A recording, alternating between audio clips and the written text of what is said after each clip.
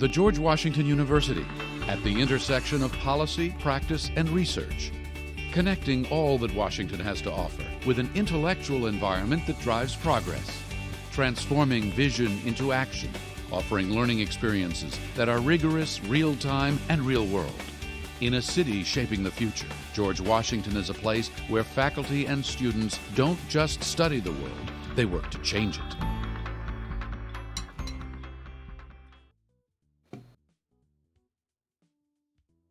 Hello, everybody, and what is up? Welcome back to EGFC Season 3, week number 6, I believe. Yes, I can count. We can count. Excellent.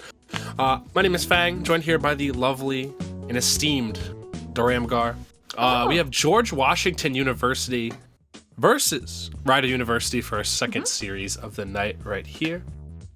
I don't know how both schools did last week. I think George Washington coming off a very close series actually last week with, my God, why am I forgetting their name? Siena College, who we just saw 2 seconds ago. Yeah, and if you can keep it that close with them, that's, that was really close. Siena College is good. 16-12. Siena College is one of the best in the league. So, they're definitely going to be one of the biggest menaces this time around. But gamers, with that being said, I do believe we shall be having our first match. I believe we have Starbucks, the Bowser, going up against Majestic, the Mega Man. So, and this matchup's tough because you get kind of blended as Bowser. You just got to be able to make use of your tough guy. You got to adjust as Mega Man because I do believe your Lemons can be tough guy. Ryder also looking to reclaim victory. Last week, struggling a little bit versus, oh my God, I literally just had to pull that. But yeah, St. John's. So yeah, Ryder struggled a little bit against St. John's last week. So hopefully this week they can come back. You know, they are up against a school that did win last week.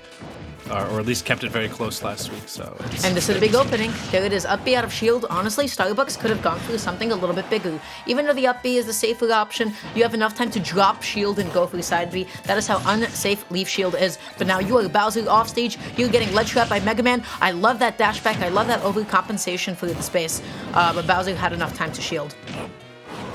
All right, though we do see the command grab come out and a little bit of subpar DI from Majestic right there, honestly. Going to be landing Starbucks that first stock, and this is a good lead. You know, as Bowser, you're not really going to have... You are, I believe, going to be able to tough guy through a lot of Mega Man's stuff, so kind of encroaching the space between you and Mega Man, not the hardest thing to do. And I think this stage is perfect for Bowser. I actually think this is a really good Bowser stage. Oh, trying to go for the side B, then dashing back, trying to look for that F smash.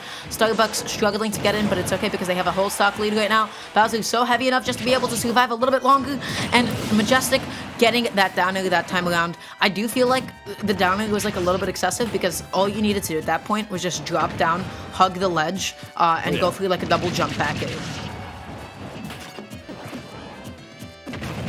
All right, though I like that idea a lot from Starbucks. Really, just grabbing at the ledge. Still has the ledge trap going at this point too. There's just this is what I'm saying about Bowser being good on this stage. That Bowser's just so big. That forward air encompasses so much space. There's so much area you can control at ledge, especially against Mega Man. If you try to go over the ledge, you'll get fared. You try to roll back on stage. There's so many tools Bowser can use to catch you. You just gotta be so careful. He has big buttons and he has big active buttons that are covering so much space, but an early stage spike, you gotta make sure that your attacks are on point, and you know what, just gonna be quickly evening it up with an up air. So, good stuff to Majestic. Now has the lead once again, tries to catch Bowser landing, but not able to do so. All right, Starbucks trying to find a way in. Now Majestic is just kind of chipping away, trying to extend this lead, but actually ends up putting too much space between him and Starbucks. Gets a forward air, tries to go for the second one there, but I love that up B from Majestic, just like as a bit of a mix-up there, but can't be whiffing those buttons. This is a big ledge trap opportunity right here. However, the Crash Bomber gonna land on Starbucks right there, giving Majestic some breathing room for themselves. Ooh, boy. Back to a bit of stage control and tries to go for the finisher. I'm so surprised that the down air didn't connect, but still, you know what? Enough time to be able to find that F smash. Really, really good stuff to Majestic, being able to close it out. So I like the intention of just going above the ledge, but the landing lag, the end lag on up B is just so much. It looked a bit scary at first, too, for Majestic, that very early lead for Starbucks, but I liked as the game progressed, Majestic was like, hey, you know what? This Bowser's just right in my face. I'm just going to try and do as much chip damage at a distance as possible. Also, that really clutch second stock with that stage spike, I feel like really made all the difference there, because this could have been a huge lead for Starbucks, but Majestic just cleaned it up really quickly. I think it's so funny saying, oh, this could be a huge lead for Starbucks. That is such a funny concept. They're already in the lead. Big corporate. Oh yeah, no stage spike, no techies. No techies. No techies. Got a tech. Very listen, useful tool. Listen, this is... Oh, I got a bad pun for you. This is the food service industry, not the tech one. Very cool. Because Starbucks is the chain of coffee places. Cool. I would like to think I am funny. If you would like to see me try to be funny a little bit more, you can find me at Galia on Twitter, where I make all sorts of similarly bad tweets. Similarly, you can find my lovely co-caster, Fang, at FanINS on Twitter. Keep up with him and see what he's up to. I usually post about just my life. And also just whatever brain rot is in my brain currently residing. Like that's me, but just the second part mostly, and quite more of it than you do. It's true. Like we've got such tweets such as, I really slept 10 hours. I really am just a golden retriever in human form. And, oh jeez. Half of these I don't think I'm actually capable of I am a saying chicken on finger stream. enjoyer. Also another good one for me, I would say. Just churning out bangers. I am playing Among Us on November 4th. Very good as well for me. I just had a bunch of really bad tweets lately, guys. So is it actually, not maybe November don't just follow me. every day for people with a peanut allergy? I don't understand. Is actually a dog. What? You can't have peanuts. You have a peanut allergy, you can't have peanuts. So it is no Nut November is every day for people with a peanut allergy. Game 2. We're gonna be seeing the bands. No Lilat, no Battlefield, and no Yoshi's. It seems like they'll be opting to go to small Battlefield. Yeah, that's a pretty solid, consistent stage. I feel like it doesn't favor either of them too much. Either way. If I was Bowser, though, I do like the idea for Majestic to ban Battlefield and Yoshi's, because those are typically the big Bowser stages, because he can find all those early kills with side B. How did they let us on commentary? Like, Either way, though, Starbucks trying to make George Washington himself proud at this point. Gonna have to make up this comeback. So yeah, Bowser can tough guy through Mega Man jab or the lemons, as you will. So it's really up to Majestic to truthfully respect the distance. It's up to Majestic to respect that, but it's also up to Starbucks to recognize that, because Starbucks is still instinctually shielding some of these lemons. Instead of saying, hey, what are you doing with all these fruits, buddy? I'm about to make them into lemonade, and going in on it, All right, really good low recovery from Starbucks right there. That could have been an easy down air right there for Majestic. Still no tech. I think we're going to see another one. Oh, I like that. That was really good option select to go for the down air instead of the back air. Yep, and it was just good decision making on behalf of Majestic. But you know what? Going through more of those stage spikes, when you do recognize that your opponent is not, necessarily the best at actually finding those techs, is definitely the play. Beautiful punish out of shield. Tries to go for a bit of an extension, and Bowser armoring through the fair. That's tough guy for you. If your hit is not strong enough to knock Bowser back far enough, you will lose in terms of a trade right there to Bowser, because he will be able to get his full move out, because he's big and strong. Ooh, tries to go in there so aggressively just like that. And Majestic having a directional air dodge up, they could probably still make it back on, especially if the side B detonated. But the side B detonated a little bit too late, and Majestic was not able to make it back on. So you really need to count on that to help you out. Mega Man air dodge pretty good, but definitely not good enough to get Majestic out of that situation. However, still a pretty sizable lead here. I like the flamethrower usage on Starbucks right there. I wish they would use that move more, honestly, at a mid-range, because it will completely destroy all the projectiles. Yep, in, no Bowser's leech path. shields, no metal blades, no lemons, nothing. Fire breath just goes through it all. And tries to go for the hard punish. I like the idea, but just mistiming it. A little misinput. think side B would have been a more consistent input to go for there, since it really isn't that height dependent. As long as you're grabbing Mega Man in some capacity, you will engage the command grab at that point. But either way, Majestic gonna keep furthering this lead right here and just playing this run and gun type playstyle, and it's working.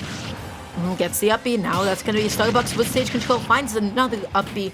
Such is the reality of Bowser. But now with a side B on your shield. I'm actually really surprised that Starbucks was just able to get a shield out of that. That's interesting. All right, though. Flying Slam not going to take out Majestic just yet, but Starbucks pretty much hinging on this kill right here. All right, I like the Leaf Shield to land, though. Leaf Shield's such a good tool for covering landings for Mega Man. But at that point, it didn't seem... Oh, goodness. Majestic maybe getting a little bit too antsy with that recovery. Maybe forgetting whether or not they have a double jump, because that was a really risky place to go for such a jump. And look at all the shield pressure on Bowser. If you're not careful, that can be a shield break. It is one of the only ways that Mega Mans can find it. No, Majestic, I like the back air right there. Just one easy down air needed at this point. Again, Starbucks doing such a good job with these low recoveries. You know, I believe... I forgot what... the down air for Mega Man. Mega Man down air does not go that far. There's a very finite distance to it, so it won't infinitely keep going off stage down. It is a projectile though, so it can still be reflected. Oh, but Starbucks finding all those falling forwarders, just spacing Majestic out, and Bowser just needs a couple of wins in neutral just to be able to slowly even up those percents. That should be a big punish. You see up B with near you, you have so much time. You can F smash, down smash, you can do anything you want. You can set something up, and now Majestic wasting the double jump again, but the directional air dodge up just stalling enough. Yeah, not the best timing on Starbucks' part right there. Good mix-up on Majestic's part right there. Now this is pretty much anyone's game at this point. Great jump call situation. No techies again. Is the R button broken? Who knows? Either way, Majestic going to be taking that set 2-0 with one stock apiece to just give the tiniest of baby leads to Rider University to start off this series. Little teeny tiny lead, but Majestic played this really well, and again just exploited the fact that Starbucks was not actually finding any of those stage techs, because if you do tech that, suddenly you're in a better position than your opponent, and you have all of the ability to get a nice juicy delicious reversal on them. But you gotta make sure you have those slight executional things on point, gotta make sure that you're reacting, gotta make sure that you practiced it enough, because if not, you're losing your stocks in places that honestly you genuinely really should not be. So either way, that is gonna be the game to Majestic. Just as you mentioned, little teeny tiny lead for Rider University, going to be putting them 4 points to 0. Yeah, so that is going to be the first set of the series right there. Really good stuff from Majestic for cleaning it up. But in the meantime, we are going to be cutting to a quick break as we set up with our next two competitors. So stay tuned, guys.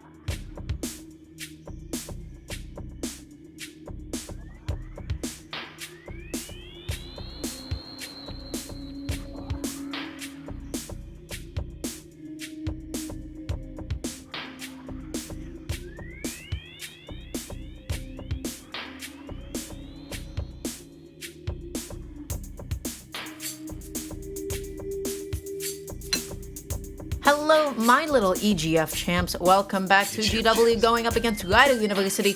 We got Rip Van Winkle going up against Loose Grip. I do believe Rip Van Winkle is GW's Wii Fit trainer player. That's right. And Loose Grip is a Snake player from Rider University. And one of their better players, IMO, too. This Snake is kind of crazy, so I'm interested to see what Rip Van Winkle has in the tank to deal. This is a funny matchup. I remember seeing this one specifically at SmashCon, of like, what was it? It was like Nick District going up against, I think it was like Balugi, the Snake player. And it's a really funny one because you can use the Sun Salutation as a bit of a shield for yourself, as a wind box to keep like the grenades away from you. So sometimes you can definitely like really take advantage of that in this matchup. There's a lot of funny stuff to this one. It is interesting. So far, Rip Van Winkle going to town right now on Loose Grip. We do have the deep breathing online as well. So that's going to allow a little extra oomph to Rip Van Winkle's move kit. But this is the hardest part. And that header was so good. It was just able to keep himself safe, delay the Nikita hitbox, rolled back on the classic Wii Fit goal from Ledge, and just found a down smash for all of that delicious coverage.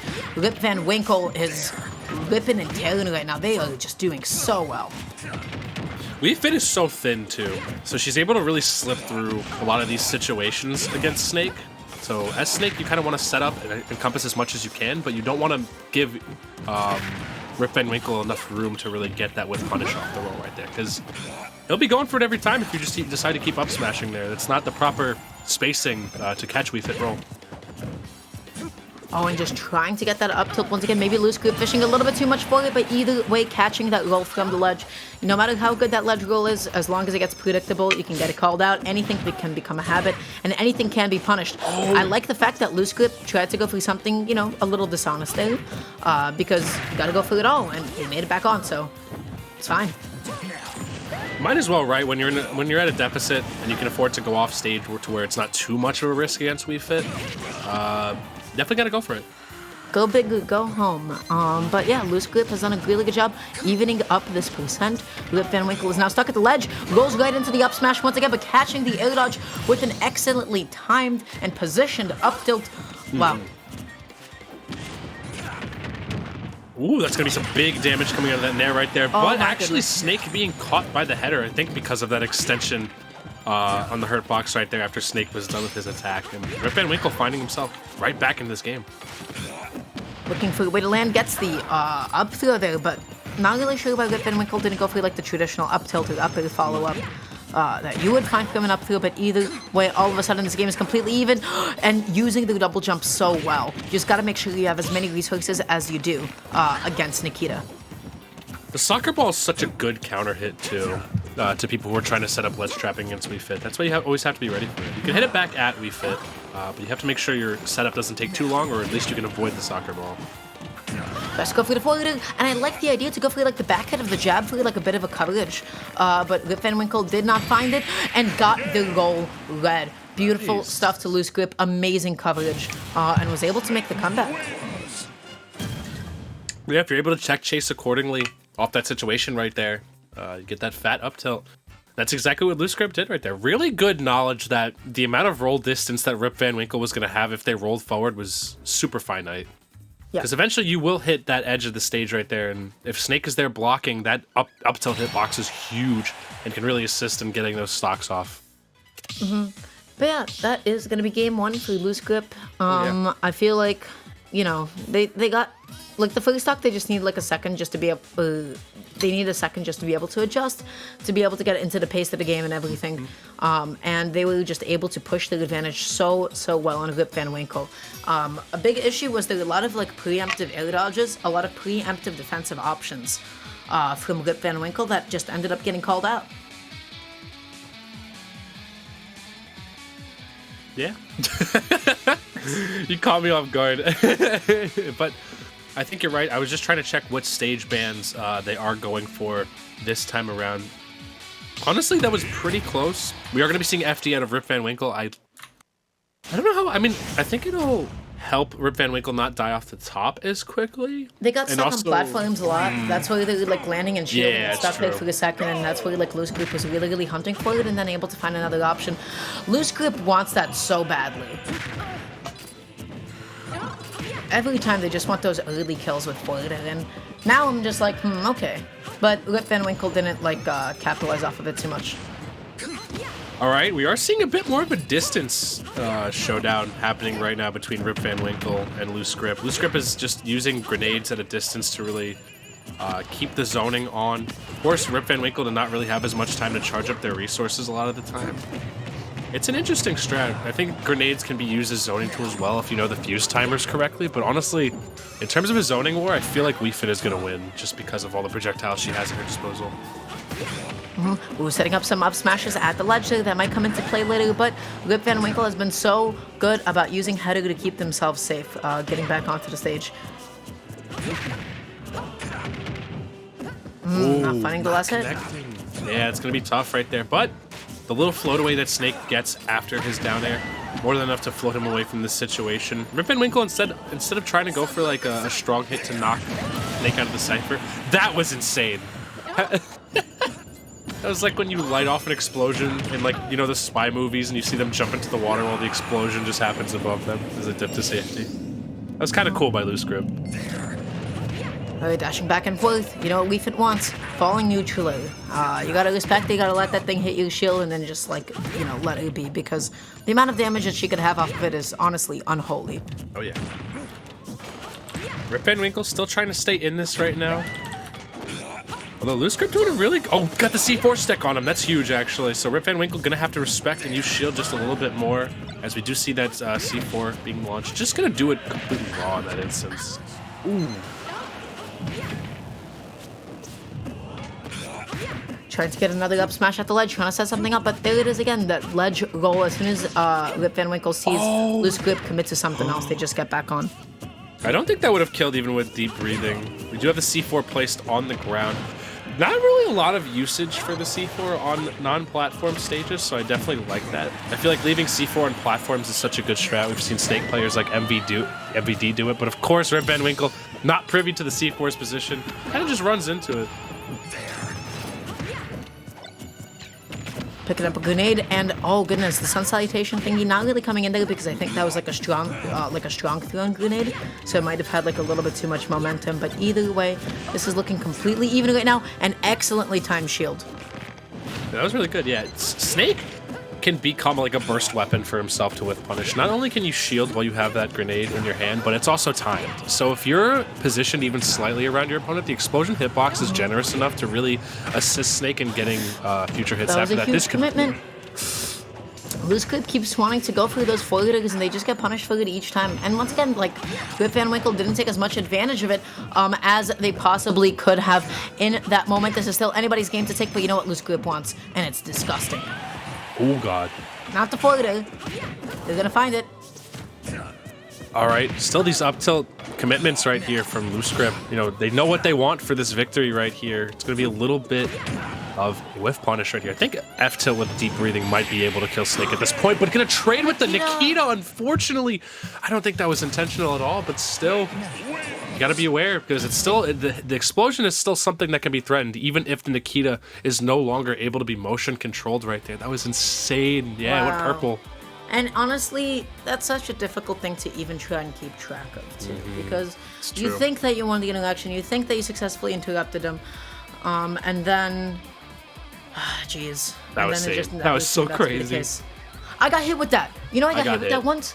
I was playing in a Xeno Wi-Fi bracket, and I was fighting a snake. I'm never losing to that snake again, mind you. They ran off the stage, and I was like, what's happening? Am I ledge trapping them now? And then they hit me with C4. I'm never forgetting that moment, by the way. I was so embarrassed. Just really good C4 usage and the usage of explosives from Loose Grip that game. I feel like it made all the difference in those scramble situations. You saw Rip Van Winkle not really be knowledgeable about that coming towards them. But either way, we are going to be moving on to our next set. So just bear with us for a second as we take a short little break to swap out some people. We'll see you guys real soon.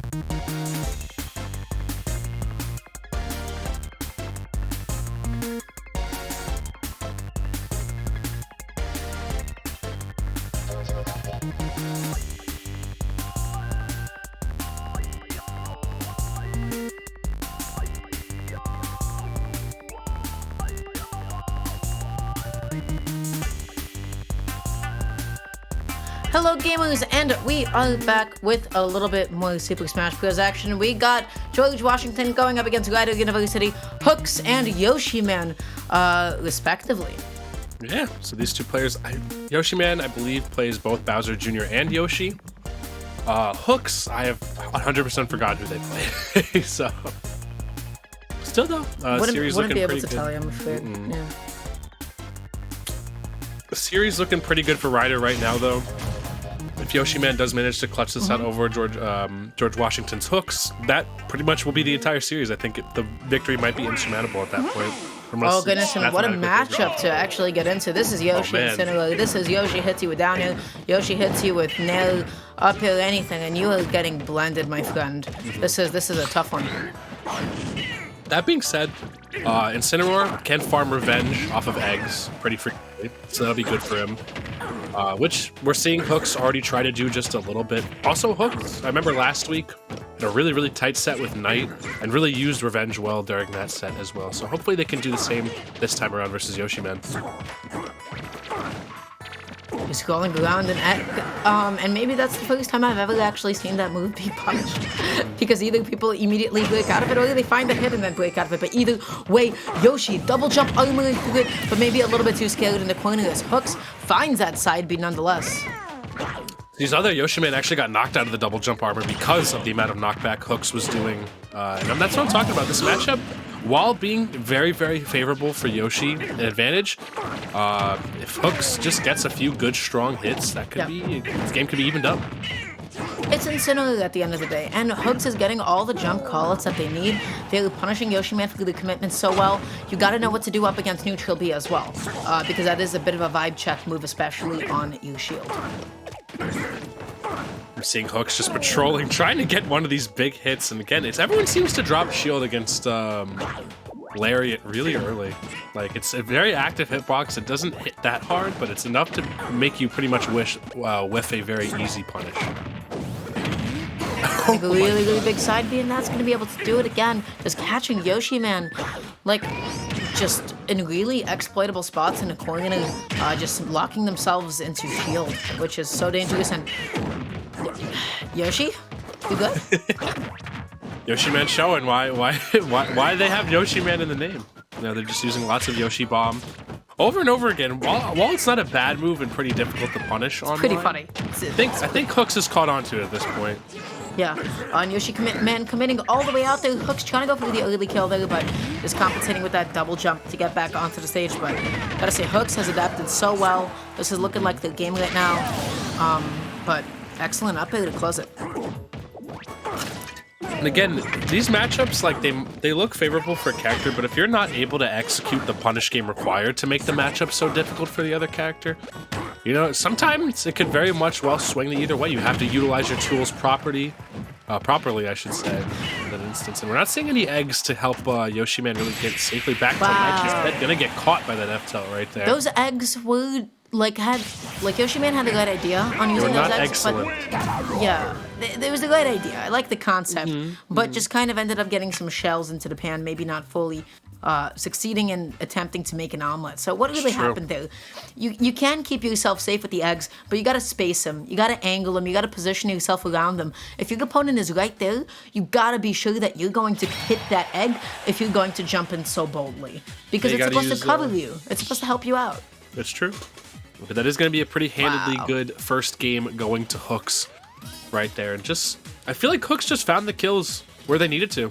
Like, lots of Alolan whips, really catching, not the greatest DI from Yoshi Man in a lot of these situations, and kind of just getting kind of blown up from. Oh, and finding that up there, yeah. This, Yoshi Man had like the right idea in a lot of places, but I feel like they just started committing to some really questionable stuff.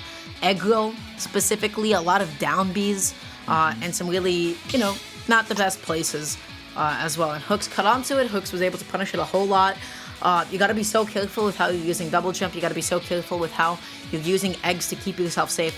And I just feel like Yoshi Man there was just like a lot of like spacing issues, ultimately. It's being able to use eggs to make your recovery safe almost every single time you throw it out.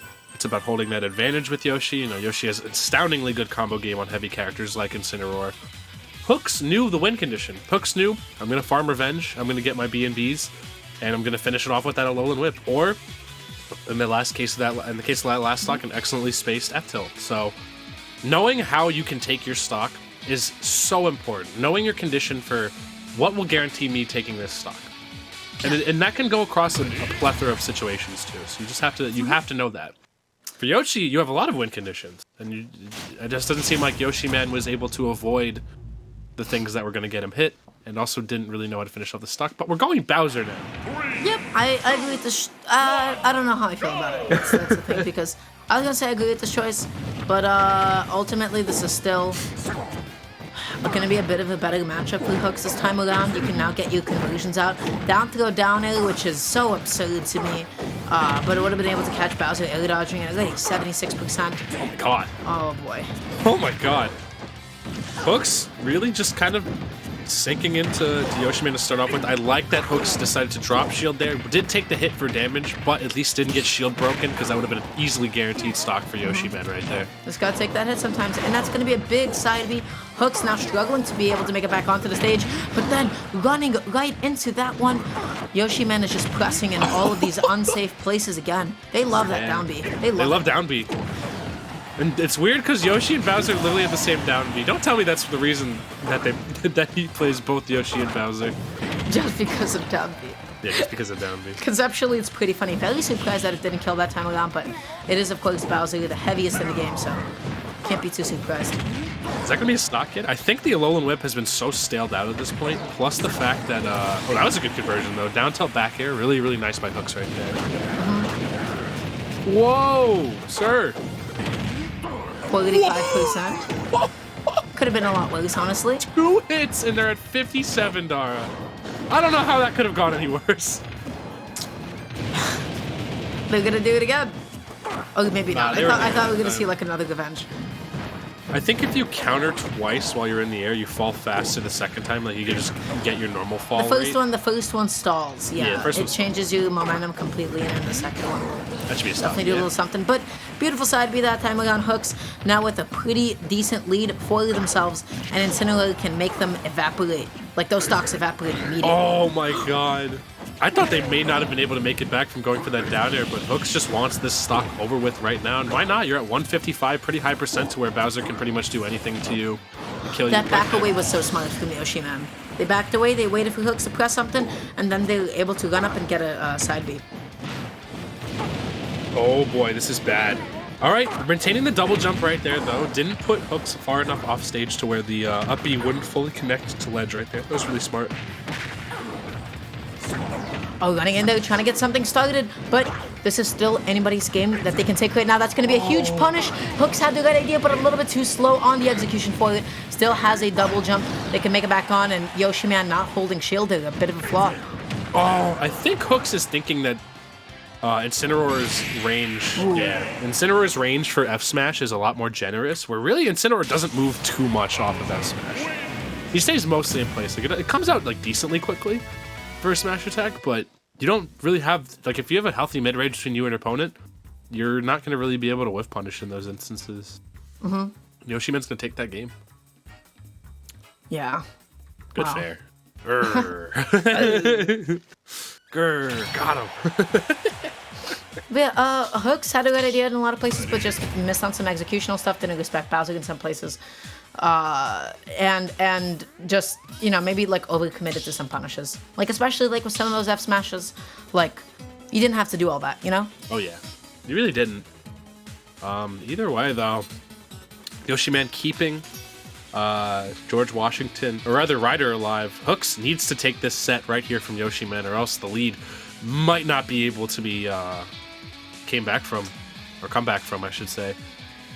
Because it's looking pretty dire, you know, 2 set wins, albeit not really huge points being put on the board by Ryder, but they're getting those 2-point set wins, and those are huge.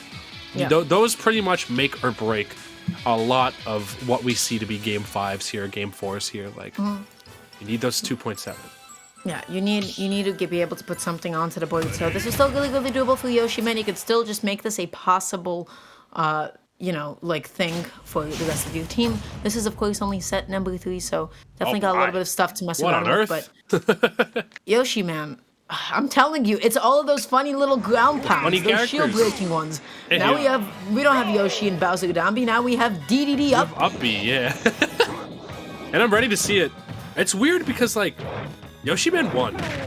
You don't usually see the win to switch combo unless you're really, really confident. But again, Gordo, I feel like, gives so much revenge stacks for... Look at that, Dara! Look at that damage! 40 damage for one move! All That's because what of happens. revenge. You gotta be able to play around side B. You gotta understand how much space it occupies, and then just be able to find a grab. Because if you find a grab on Incineroar, he loses all of his revenge stacks. That's something really important that you gotta remember. And oh goodness, finding that up B over the ledge, but you can't be whiffing dash attack like that in neutral. Such an exploitable move like that. And Hook's definitely feeling themselves. Rightfully so. That's a pretty early stock to be taken off of Yoshi Man right there in terms of the damage that Hooks has on right now. And now Hooks can kind of just... Incineroar is just going to keep interacting now because there's really no uninteractive way to play Incineroar unless you're whiff punishing a lot of the time, which is not really uninteractive. It's just playing smart. Oh, is that going to be a stock? That jump stuff. And again, Yoshi Man keeps going through those high up Bs. They're getting punished for it over and over. I like them as a mix-up, but you can't constantly opt for them. You gotta snap to the ledge sometimes. Seeing DDD get a Alolan whipped is so funny because he's so round. So like, where does his neck start? His torso end a lot of the time. Just look at his jaw. Fat marshmallow getting choked out. Oh, and goodness, what a back heel to be able to call out that jump. Really nice spacing and execution from Hooks. Finds a falling failure, but not going through like an instant dash grab there. Oh, is that going to be a stock because of that? That was the same. No. I feel like Yoshi Man is not really picking up on a lot of these BMBs. Like, you don't really see DDD go for down forward throw at those very early percents. You gotta go down throw failure, you gotta find those grabs, you gotta be able to get those Guido setups happening. I feel like Yoshi Man has just been going through individual interactions, which it's not doing so bad, but definitely could be optimized. Wow. Right though, but Yoshi Man does know how to edge guard, so we are going to see last stock right here. If Hooks gets edge guarded without their double jump one time, that could be it. Incineroar could be dead at any percent if you know how to edge guard him just right. Oh, just trying to go through that dash grab once again. And now just being really, really patient, getting back onto the stage is what I would say. Yoshi Man just keeps up being back on, but... Bruh. They've had the same interaction like 4 times in a row. Where Hooks has been trying to get through this mid-range inhale right here with these side Bs and hasn't been able to get the punish. I feel like they need to figure out another way in. Finds that side B, but they just need to be able to find one more hit just to be able to close it out at this point. Yoshi Man stuck in a corner and fighting their way back on. Oh god. That could have been really bad. Hooks decided to just circumvent the ledge entirely and almost got fared for their troubles right there. It's pretty much going to last hit at this point. They got it. Oh, they the funny stars! The funny little stars. Oh gosh. Oh my god, that was so close. That's still not going to be it just yet. It is tapped, so someone's dying off the side pretty soon. That failure's not going to do it yet. DDD just heavy enough just to be able to hang on. Going right to the ledge and goes right back on. That, I think, might have been game if literally Hooks just grabbed right there and did back throw. Grabbed, up smashed, anything. Because Incineroar has one of the most powerful back throws in the game, and that's going to be a rage quit? Oh, no! And what a moment to also rage quit as well. Or a pop off. Or Yoshi Man could have popped off so hard that the LAN cable became disconnected. Because I've done that before. I have popped off mid-bracket on a Wi-Fi set, and the game disconnected. I had to replay the game.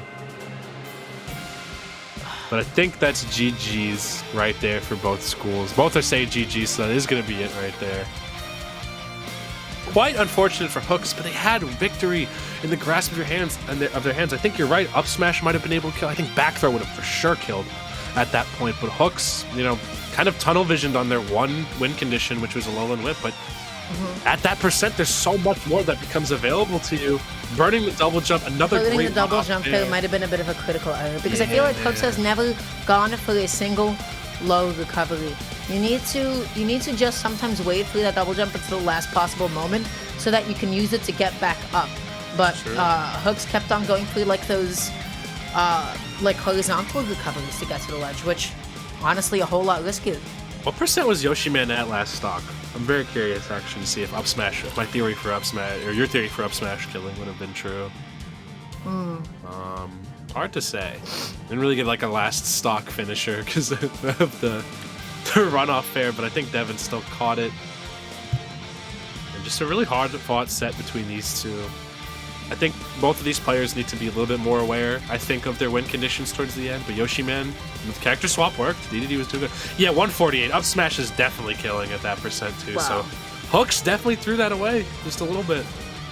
Yeah, and with that being said, that is going to be putting. Actually, wait. The points should be. I think both were one stock games. I'm pretty sure. Yeah, if I something recall like correctly. that. If I recall correctly. I don't know if I recall correctly off of game one, but I'm sure Devin has the knowledge in his possession at that point. But with that being said, we will be cutting to a quick little break as we do wait for our next match to be ready. So once again, don't go anywhere quite yet. See you in a bit.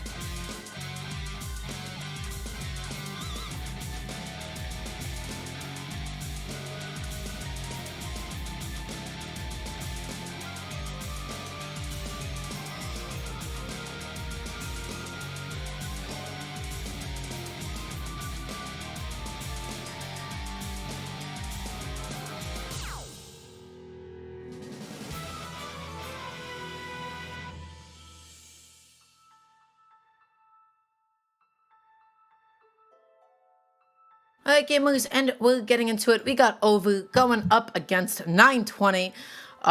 Seems like a button check, actually.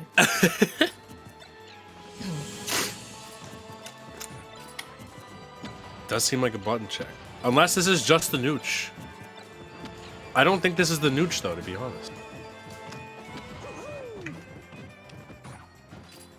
I'm like fascinated. Because We'll it be right really back. truly could have been a button check. Or it could have just been like some next level Super Smash Bros. Gameplay. Oh, and goodbye.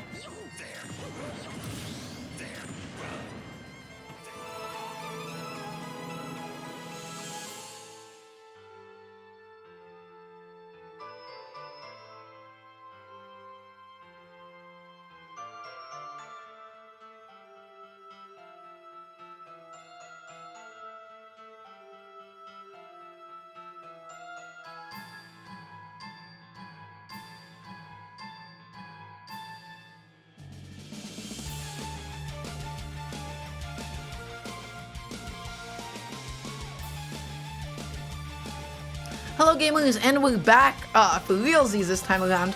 Turns out the players were actually conducting a button check and not Check those actually buttons. playing. Got to make sure that they're lag. nice and functional. But we got 920 going up against one another. Over, I believe, playing Snake, and 920 with the Mario. It's hard to say who 920 plays because every time I've seen them play, they pick random.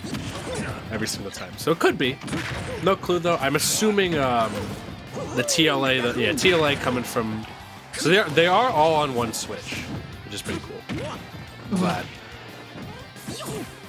Trying to go for the forwarded, and you're right about like that random part, because 920, not really going for like a lot of Mario stuff right now, not really finding those grabs into like up throws or down throws, like opting for back throw, not like a typical choice at low percent.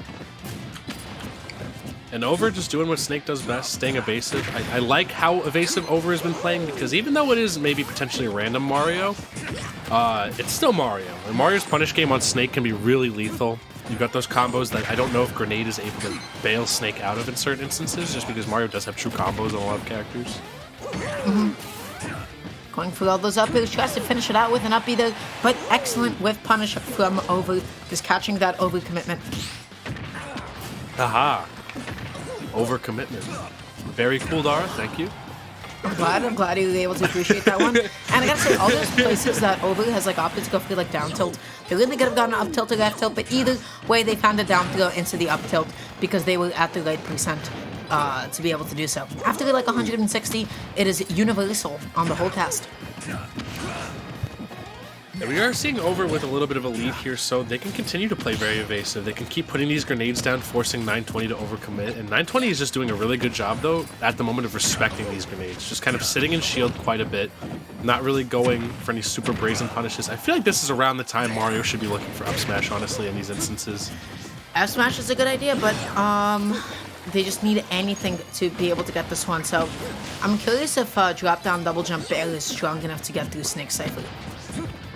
It might be. You could also do Flood. Flood on Cypher is actually really powerful as well, since, I don't know how the interaction works with it, but Snake soars when you hit him with Flood.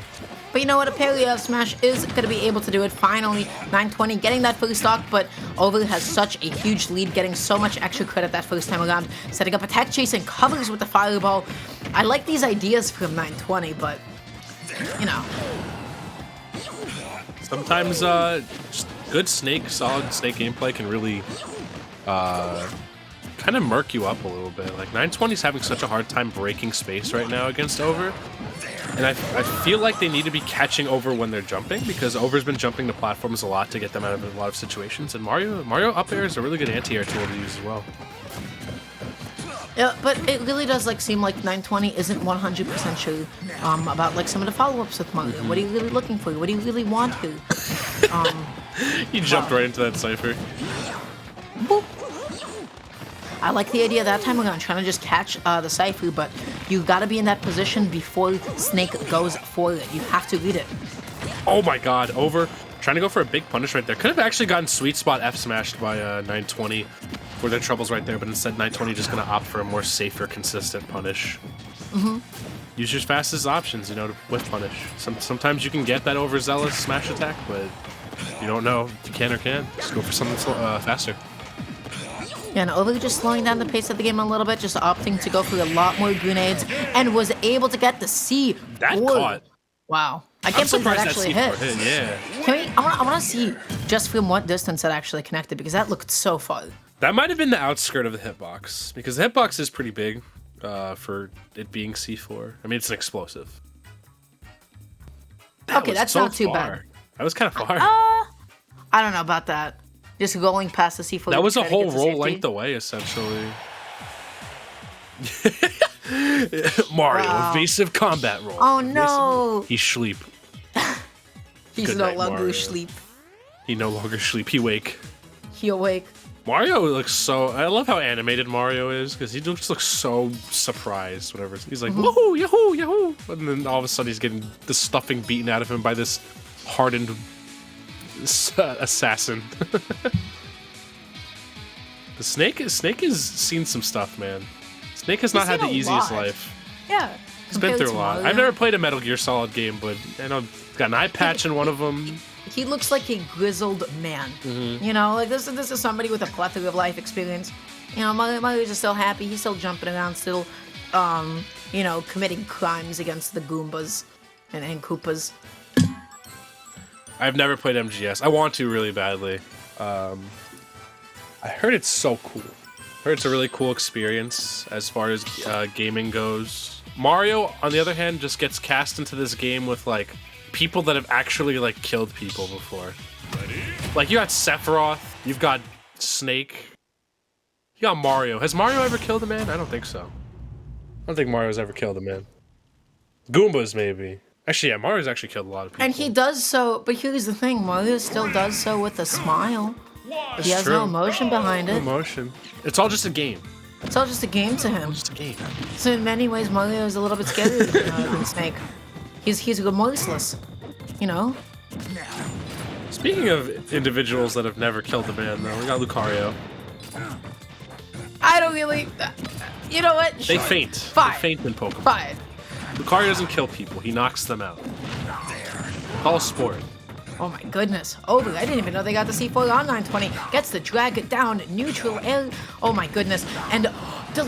wow, that was so good. Just like using the most active option, which was the jab, just to lock 920 in place so that the up smash could connect. That was cool. Grenades are also tough. I don't know if Aura Sphere is going to be able to travel through grenades without trading with them or triggering them, because I think the way the grenades work is that they have a very solid hurt box on them. Like if you do hit them, I think that just nullifies whatever move you've done. Those things are sturdy. If it interacts with a projectile that has a hurt box, Aura Sphere will stop in its tracks immediately, right? Because it's not a transcendent projectile or anything, so...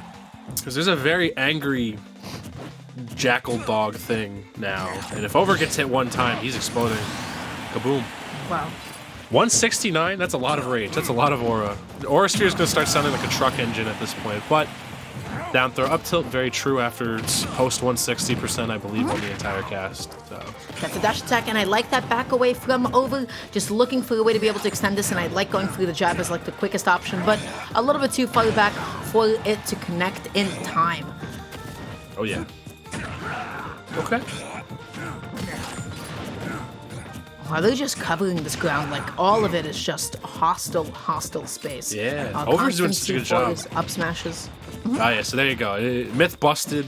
Aura Sphere, if it interacts with a grenade, it will stop it in track. So, Over is really good to just keep laying these grenades down, you know, kind of lay out a minefield for 920 to traverse through. I don't think this is up tilt percent yet. It might have been, actually.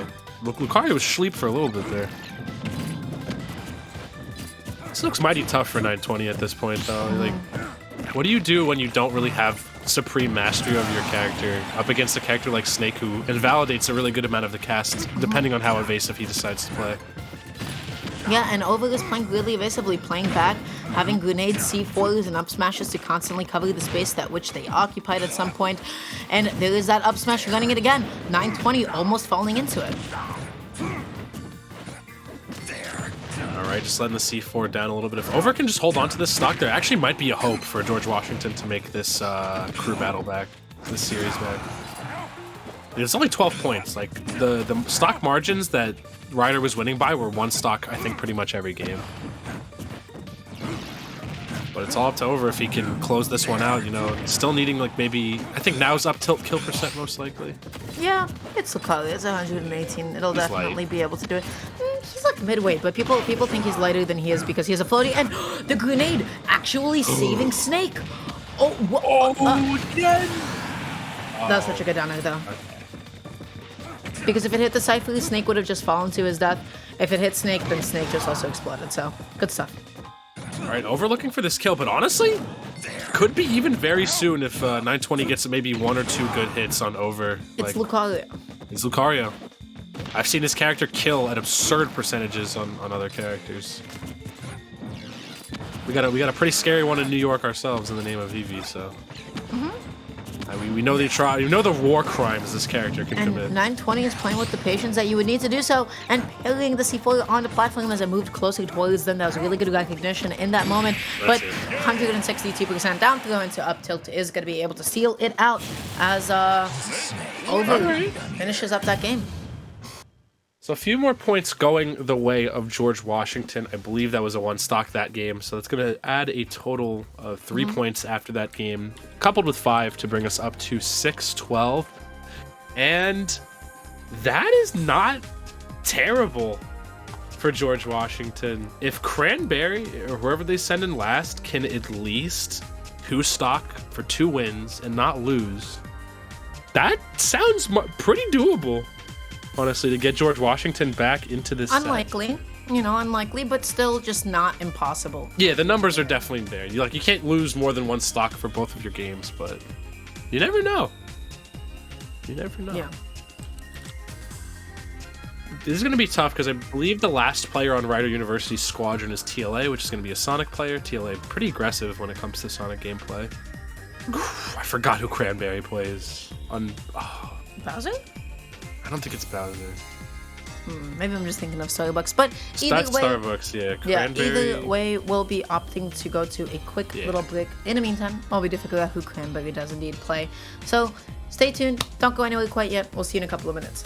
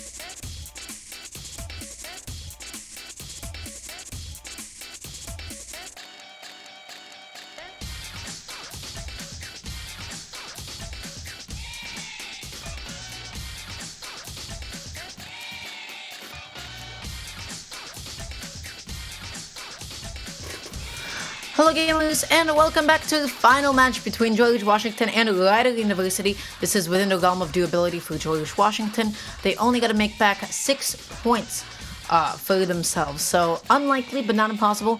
That means that they would need to, get two stocks back to back. Or they could lose one game, one stock. Something like that. Anything, so as long as it's better than two consecutive 2 stocks. And we are going to be seeing Cranberry going up against TLA.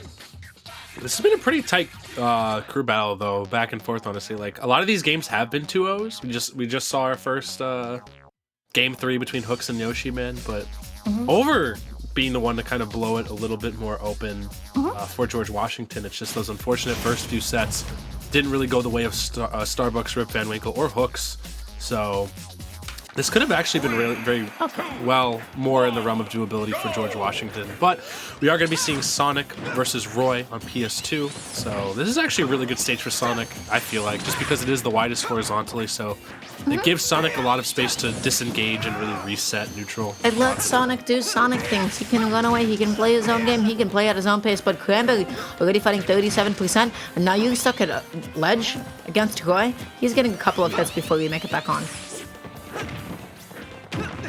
And all TLA needs to do is really just take 2 stocks, this first game.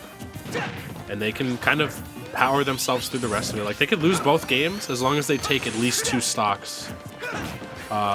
This game, and then next game, just not get 3 stocked. So, pretty doable for TLA to keep this momentum for Ryder, and TLA seems to be playing super evasively. Cranberry just can't really seem to get a firm grip on TLA right now.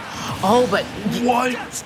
I feel like that was the firmest possible group that you can get. It was. Just patching that side B onto the stage. Cranberry taking that stock so soon, that's exactly what they need. If the goal is just to finish this game with only 2 stocks to your name, this is honestly could not be better. So now the question is, how do you avoid Sonic's win conditions? How do you constantly avoid those side Bs? How do you avoid getting edge guarded? Cranberry needs to just outplay TLA so much. It becomes a lot easier, I think, at this point for Cranberry, just because they can start dictating the pace of the game a little more so. Like, they just have to kind of wait for TLA to approach them a lot of the time, and then Roy has some of the best whiff punishing in this entire game. So, wow. Oh boy. That F smash was so close to just doing a lot, but still sent TLA off stage, getting another swat, catching all of these jumps, but excellently timed homing attack, just waiting out whatever Cranberry's next option was. Oh yeah. Ooh, though, not going to be able to maintain that stock right there as TLA goes for it. And now this is pretty much it for Cranberry. Like, they have to be able to play these next 2 stocks flawlessly. If they can take TLA's stock right now, then that would be really, really good for keeping Cranberry and George Washington in this entire series. You don't want to put yourself at 1 stock because that means you need to 3 stock the next game, right? So you just need to, you gotta win, A lot easier to 2 stock twice than 3 stock and then 1 stock IMO. Because one of those requires you not dying at all. Like, at least with 2 stock, you can die 1 time. Honestly, if it's a 1 and a 2 stock, it gets you even it back up and it can go into, like a sudden death. Yeah. I don't know if that's how they determine it, or they just kind of leave it at the point. I've never actually seen a full-on tie in the series If it's before. even, both teams send out a player to do, like, a best of 2. That's cool. So I'd be hyped to see that, but TLA kind of getting a few straight hits on Cranberry while Cranberry really can't seem to seal out this game right here. Or just seal out the stock right now. Cranberry's fishing so much for like those jabs. They really want that jab big. They want a jab forwarder. They need anything at this point. That forwarder is going to be a good amount of damage, but so hard to pin down Sonic. A lot of the time against Sonic, you are playing reactively. Like, you're respecting him a lot with shield, letting him kind of hit your shield a little bit, and then waiting for the after hit. If he hits you with homing attack, there is a little bit of stun time afterwards where you can get an aerial out of shield if your character's quick enough with it. But Cranberry's taking so much damage right now, but that's a start. Wow. And that was the first time that they opted to go for the counter too, so it was so fresh. It was completely unexpected. And TLA got blown up for it. God. All right, the Cranberry fighting themselves off stage once again. I like that edge guard from TLA, and that is going to be it for Cranberry, at least for this part. Also, yeah, well, there goes their chances for this game, unless they can 3-stock next game. Or if TLA wins this game, if TLA wins this game, then they got to get a double 3-stock. So yeah, yeah, it's a lot. I think this honestly comes down to this format, but it also comes down to Hooks is lost. If Hooks won and Over got that lead, this would have been a lot more doable, I feel like, for George Washington to not only, you know, tie it up, but also like get a slight lead as well. So you are operating as a team at the end of the day, even though you're all playing your own individual matches. Oh, goodness, sets up the tech chase. Maybe tries to get a tech goal in by baiting it in with the dash and is not going to be able to do so. And that up smash going to be putting Cranberry into such a nasty position. TLA just needs one more big hit to be able to get this one. But timing that is so dangerous because if you run into that side B, you are in trouble. Ooh, that was definitely a side B punish off that tech chase there. That probably would have actually won the game for Cranberry too if They just couldn't get could have gotten the sweet spotted. Yeah, it's tough. Oh, really, really nice down tilt. And they try to fade back. I think that was like a misinputted like double jump forward there, but either way, TLA just needs anything to get this. But Roy, never underestimate like Roy's ability to come back from anything. That's why you don't. That's why you don't. Not an option. Yeah, so that's going to be Cranberry taking game number 1 between these two. Oh, geez. So what could happen? They could get a 3 stock and then they win. They could get a 2 stock and then it's going to go into a sudden death situation. Right? Ooh, so yeah, it's still somewhat doable, I guess, in this situation. I feel like Cranberry was starting to get it. It's just really avoiding Sonic's win conditions that makes things so hard. For Cranberry here is that they were taking a lot of straight hits. Roy has to be decently precise to get a lot of his strong punishes. I feel like if Cranberry is able to read adequately and just get good damage off, we could see a sudden death here, and that would be very, very hype. That would be very, very cool. I would love to see that. But yeah, so going into game number 2, I feel like Cranberry is getting a little bit impatient at the end, rather at the beginning of the 3rd stock. They were fishing a lot for the jabs, fishing a lot for these really, really big hits. And then TLA was just kind of able to play around them as a result. But then all they did was they waited, they found a couple of really, really key wave punishes. They were able to get TLA off stage and then just edge guarded it. So Roy's ability just to come back just because of his damage output is honestly so scary sometimes. He's good. Roy, really good character. Really good comeback character as well. You have so many ways of blowing open leads for yourself and also just like reclaiming like he's got some of the best advantage in terms of his juggles.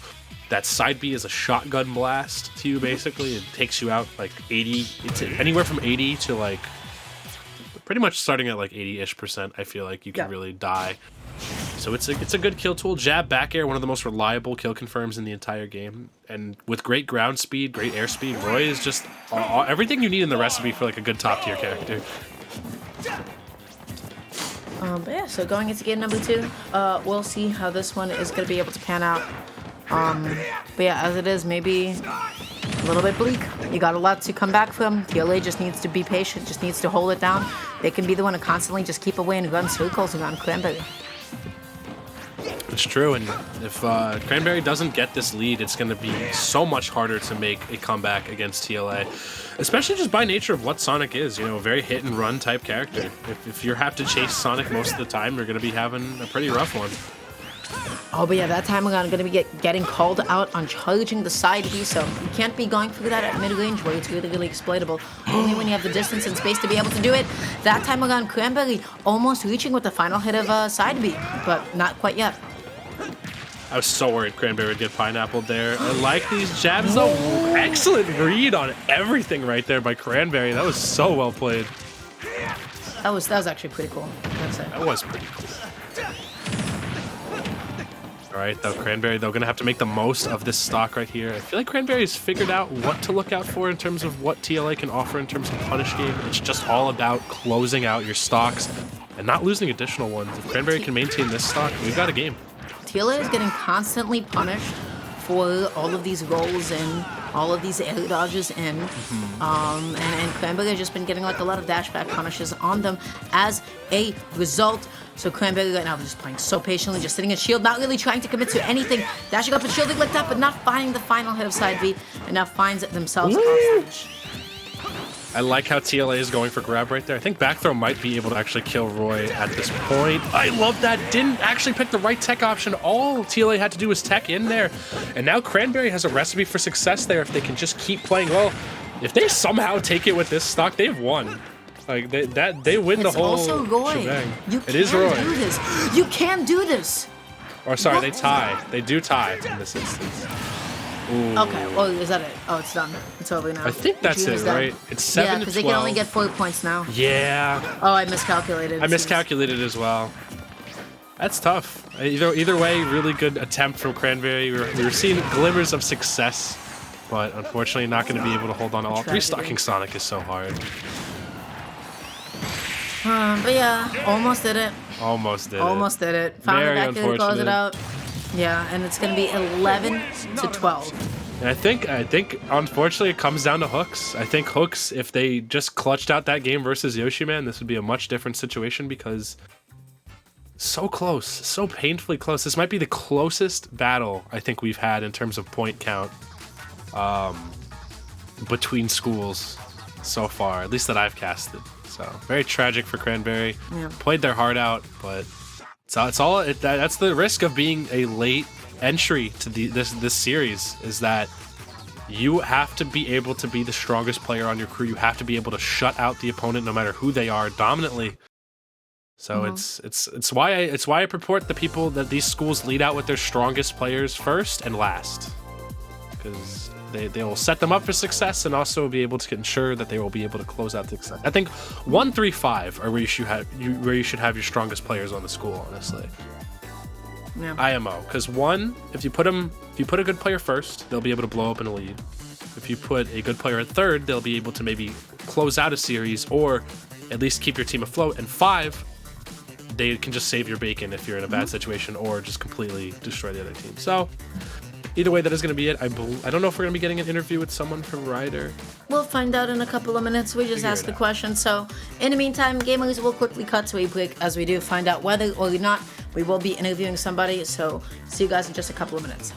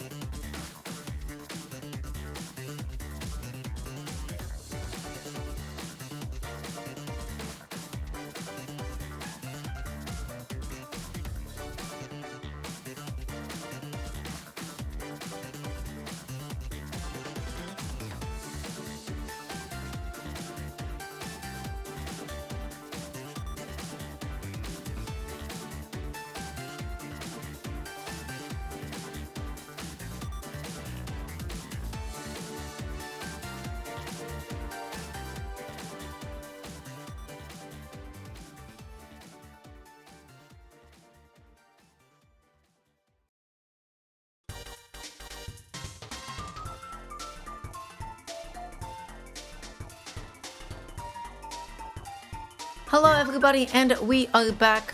This time around, we do have, of course, the captain from Rider University, TLA, representing them. How are you doing today, my friend? I'm doing good. Doing good. Happy we won that game. Yeah, how do you guys feel about that? That was a close call right there for you guys this time around. Yeah, I didn't do as well as I'd like to at the end there. Honestly, not gonna lie, I was pretty worried for a minute, but still managed to get the win, and I'm very happy about that. Yeah, you did what you needed to do. That's the good thing about having strong teammates to set you up, is that in those latter parts, your job becomes a lot easier because you don't have to beat the guy. You just have to take enough stocks to where they can't come back against you guys at all. So I think you guys did a good job today. Yeah, thank you very much. I think real stars of today were starting off definitely Loose Grip and Majestic. They really pulled through for us in the beginning there, and of course 920 and Yoshiman helping us to maintain the lead. For my I'm not happy with how I played today, but it's going to improve. I had my teammates behind me, so it's what matters. So my question to you then would be like specifically like what do you feel like about your play today? Do you feel like it's just not fully representative of the TLA that we usually see? Yeah, definitely. I was trying to just keep track of what he was doing, pretty much, and my mindset going into the second game was that I needed to be, like, closer enough to try and punish him for certain moves, but that sort of backfired on me, and I honestly couldn't come up with another solution, so I decided to simply, okay, I'm going to do my best to get this first stock, and we'll see what happens after that. But then right after I got that first stock, I took a back air to the face, so... Yeah. You still up enough stocks to keep the lead and secure the W for the boys at Rider. I know you guys are looking for a W after last week's performance as well, so it's good that you guys are able to find one. What do you think as a team you guys have been doing that are helping you like get better? Like, what have you guys been working on to help you guys improve? Definitely just practice with the team. And I know everyone's practicing on their own too when they get the chance, but definitely at our last practice, I think we were able to figure a lot out and get some, team bonding in there, figure out how we all play. Team bonding is good. Having a good unit of not only people that you can hang out with, but also just friends, like friends you can talk to and just joke around with. Like I'm sure whenever you guys aren't playing or competing here, like you guys are hanging out together, getting friendlies in, getting food together. That's I think the beauty of college teams for Smash, at least in my eyes. Absolutely. And I guess my only other question that I have is, what are you guys like planning to like work on for next week so that you can also knock out whoever you have coming up against you? Well, for me personally, I'm definitely going to be working on neutral a lot more. I think that's where I mainly messed up today. And the rest of them, we all have spots where we can improve, but honestly, they're really impressive. Honestly, I don't even know if I'm the best player on this team anymore. Aw. That's really sweet. So yeah, you guys are all definitely improving. I'm noticing visible things every week that you guys are doing awesomely, like Loose Grip and Majestic are fantastic. Yoshiman with these unorthodox counter picks, but they're working really well. So PLA, is it true that Yoshiman's only characters are those that have a rising ground pound, like Yoshi down B, Bowser down B, and DDD up B? Because it just makes too much sense. I never asked him that, but honestly, maybe that might be the case. Honestly, now that I think about it, is that the case? No, it's just a coincidence. It's just a coincidence. All right, then. There you go. How deep do 920's pockets go? Like, is it just a character crisis thing, or is it just I don't feel like just playing one character? I want to play the whole roster. My man plays by feel. That's the best way I can describe it. Yeah. Well, you guys definitely felt out a victory this week for yourselves. So, congratulations once again to you guys. Guys, don't go anywhere just yet. We have Seton Hall versus Quinnipiac coming up next, so don't touch those mice. We'll see you again real soon.